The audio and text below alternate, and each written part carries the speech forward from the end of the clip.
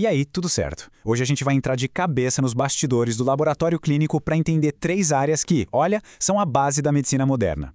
A gente está falando de transfusão de sangue segura, da luta contra infecções e até da detecção de câncer bem no comecinho. É um trabalho essencial que faz toda a diferença. E a pergunta que fica, né? A pergunta que vai guiar a gente aqui é: como é que o pessoal do laboratório resolve esses desafios que são, assim, invisíveis, mas que têm um impacto gigantesco, que salvam vidas todos os dias? Vamos descobrir?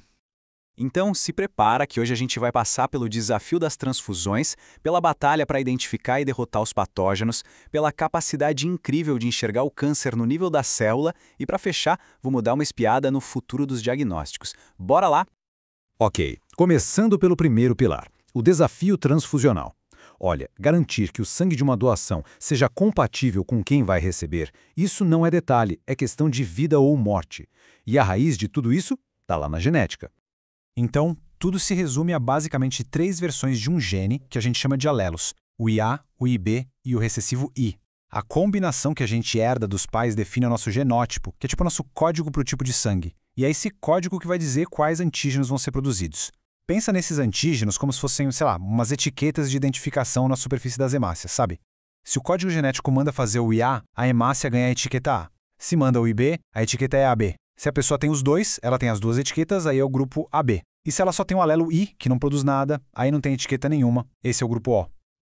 Aí vem a parte mais legal, a regra de ouro da imunohemato. O nosso corpo é muito esperto. Ele produz defesas, os anticorpos, contra as etiquetas de sangue que ele não tem. Ou seja, ele ataca o que é estranho. Então, se alguém é do grupo A, vai ter anticorpos contra a etiqueta B, o tal do anti-B. Se é do grupo B, vai ter anti-A. E essa lógica explica tudo. O grupo O, que não tem etiqueta nenhuma, pode doar para todo mundo, né? É o famoso doador universal. E o AB, que tem as 2 etiquetas, não estranha ninguém, então não produz nenhum anticorpo desses e pode receber de todo mundo. É o receptor universal. Beleza, mas como a gente tem certeza de que a tipagem está certa? Simples, com uma checagem dupla.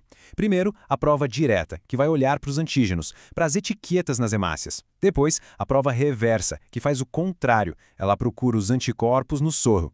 E olha, os 2 resultados precisam bater. Tem que ser uma combinação perfeita. Se a direta diz que o sangue é A, a reversa obrigatoriamente tem que achar anticorpos anti-B. Se der qualquer coisa diferente, o resultado fica bloqueado até entender o que aconteceu. Segurança é tudo. E essa mesma lógica de estranho versus próprio se aplica a outra situação super crítica, a incompatibilidade do fator RH na gravidez. Imagina só, uma mãe RH negativo está esperando um bebê RH positivo. Na hora do parto, um pouco do sangue do bebê pode entrar em contato com o da mãe. O que acontece? O sistema imune da mãe reconhece aquele RH positivo como estranho e cria anticorpos contra ele.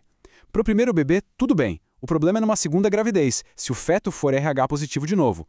Aí, esses anticorpos da mãe podem atravessar a placenta e atacar as hemácias do feto.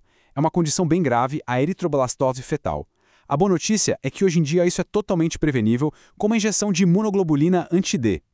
Mudando de assunto agora, vamos para o nosso segundo pilar. Quando uma pessoa está com uma infecção, o laboratório tem uma missão dupla. Primeiro, descobrir quem é o culpado, qual bactéria está causando o problema. E segundo, descobrir qual é a criptonita dela, ou seja, qual antibiótico funciona para acabar com a infecção. Para começar a identificar a bactéria, a gente usa uns meios de cultura que são bem inteligentes, como o agar-Makongei. Ele é seletivo, o que significa que ele meio que escolhe quem pode crescer ali. No caso, ele barra as bactérias gram-positivas e deixa só as gram-negativas crescerem, que são um grupo bem comum em infecções. E ele também é diferencial. Como assim? Ele tem lactose e o indicador de cor. As bactérias que conseguem fermentar essa lactose, tipo a famosa E. coli, acabam mudando a cor do meio e as colônias ficam rosas. Já as que não conseguem, tipo a salmonela, ficam com as colônias incolores. Com uma placa só, a gente já consegue um monte de pistas importantes. Ok, bactéria isolada. E agora? Agora a gente precisa saber qual antibiótico mata ela. O método mais clássico para isso é o de Kirby-Bauer. Funciona assim: a gente espalha a bactéria numa placa e depois coloca uns disquinhos de papel. Cada disco desses tem um antibiótico diferente. Conforme a placa fica na estufa, o antibiótico vai se espalhando pelo agar. Se a bactéria for sensível àquele antibiótico, ela simplesmente não vai crescer perto do disco, formando uma área limpa que a gente chama de halo de inibição.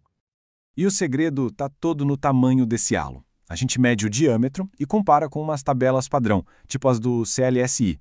Se a gente pegar o exemplo da ampicilina ali, um halo de 17 milímetros para cima, opa, a bactéria é sensível.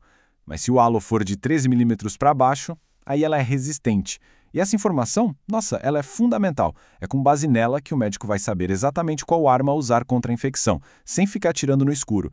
Isso evita tratamento que não funciona e ainda ajuda a combater o problemão que é a resistência a antibióticos. Agora a gente chega no nosso terceiro pilar, a citopatologia. Que nome, né? Basicamente, é o estudo das células para achar doenças. E aqui o grande objetivo é encontrar alterações que podem ser um sinal de câncer bem no comecinho, naquela fase em que o tratamento tem muito mais chance de dar certo. E para a gente ter uma ideia do impacto disso, é só olhar para esse número aqui. Mais de 90%. Essa foi a redução na mortalidade por câncer de colo de útero nos lugares que implementaram em massa o teste de Papa Nicolau, o famoso preventivo. É, sem exagero, uma das maiores histórias de sucesso da prevenção em toda a história da medicina.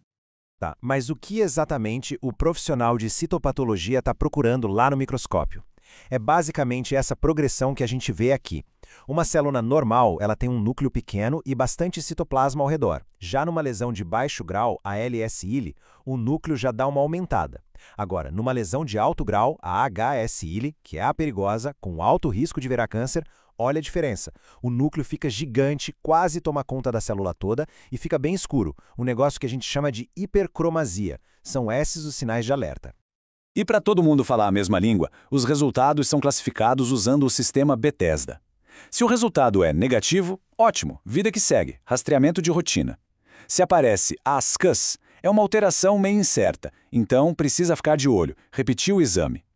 LSI é uma lesão de baixo grau. Muitas vezes o corpo dá conta de resolver sozinho. Agora, se o resultado é HSI, aí o sinal vermelho acende. É uma lesão de alto grau, com risco alto e precisa de investigação imediata, com colposcopia e biópsia para ontem. Para fechar, vamos olhar um pouquinho para frente, como essas áreas todas estão evoluindo, porque a tecnologia, não para nunca e o laboratório clínico está sempre na linha de frente dessa mudança toda. No caso do câncer de colo do útero, por exemplo, a gente está vivendo uma verdadeira mudança de paradigma. Pensa bem, o Papa Nicolau ele detecta a consequência da infecção pelo HPV, que são as células alteradas. O novo teste de DNA HPV vai direto na causa. Ele procura o DNA do vírus de alto risco. E por que isso é uma revolução? Porque ele é mais sensível. Ele consegue apontar o risco antes mesmo de qualquer célula mudar de aparência. A prevenção fica ainda mais precoce. E tudo isso nos leva a uma última pergunta, para a gente ficar pensando.